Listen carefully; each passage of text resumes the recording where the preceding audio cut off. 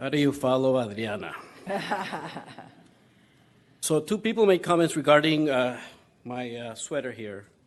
There are other colors besides purple and red in our 8 unions. Ours is forest green. That's AALA. So hopefully you have seen more around the district, Beaudry, anywhere, more on Thursdays. You should see more AALA green. We all wear AALA green on Thursdays. Board President Goldberg. My name is Nery Paez, by the way. I represent 3,000 administrators, both school-based and non-school-based. You have a wonderful resolution regarding supporting WGA. Very good. Well done. Then you have item 9, the opposite. You have a board resolution from Ortiz, Franklin, Rivas, and Gomez that, to us, it feels like anti-union, at least anti some of our groups. I want to touch upon one of Adriana's points on safety. I, as a principal, was concerned not only for my safety and my teachers, but also that plant manager that does get there at 6 a.m. The cafeteria manager got there at 5:30 a.m. And what's happening now that we have half of what we used to have in terms of support, safety, safe passages around our schools, to and from our schools, and to help our employees, to help the perimeter of our schools, not only high schools or middle schools, but elementaries and early ed centers.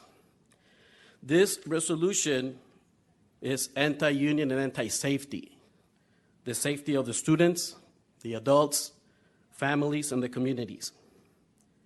There are other labor partners besides SEIU and UTLA. And this resolution, I think it's more from those two groups and their beliefs, stance, mantras, whatever you want to call it. The resolution references 109 times the word safe is mentioned in the superintendent's plan. Well, every day there's at least 109 incidents that affect safety because of the lack of safety around our schools. In terms of student violence, disturbances, vandalism, trespassing, and equipment run across our district, across our offices, are affected by the fact that we don't have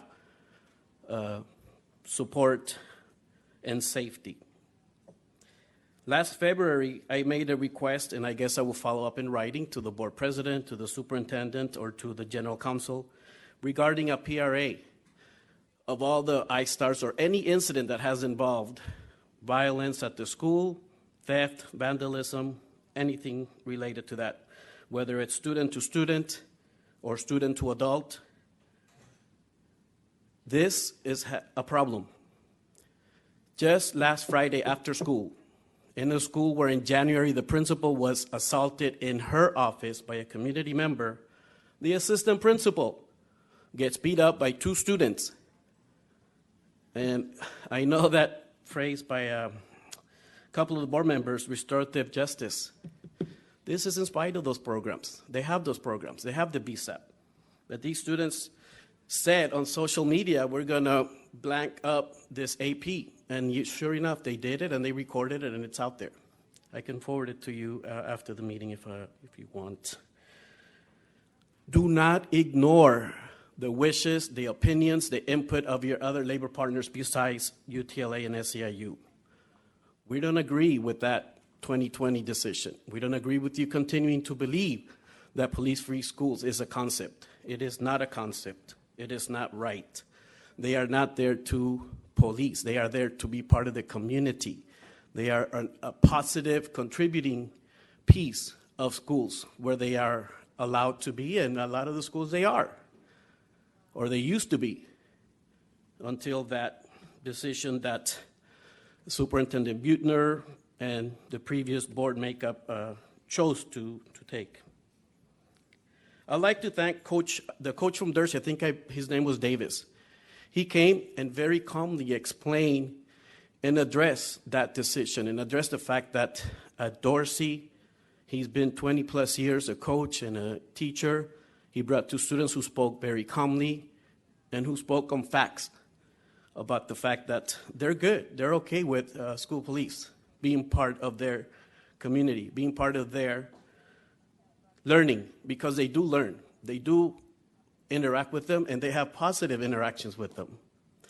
We just celebrated a couple weeks ago at several schools the cadets, the police magnet cadets that finished the program. One of the agenda items has to do with Clinton Middle School and opening up a police academy magnet there. It is a positive thing. Don't try to make it negative. It is not. The authority has been taken away from schools because of this resolution. And that's why you have those incidents. One of our principals in the West was tasered by a parent because she was trying to stop her from going to a classroom and assault a teacher.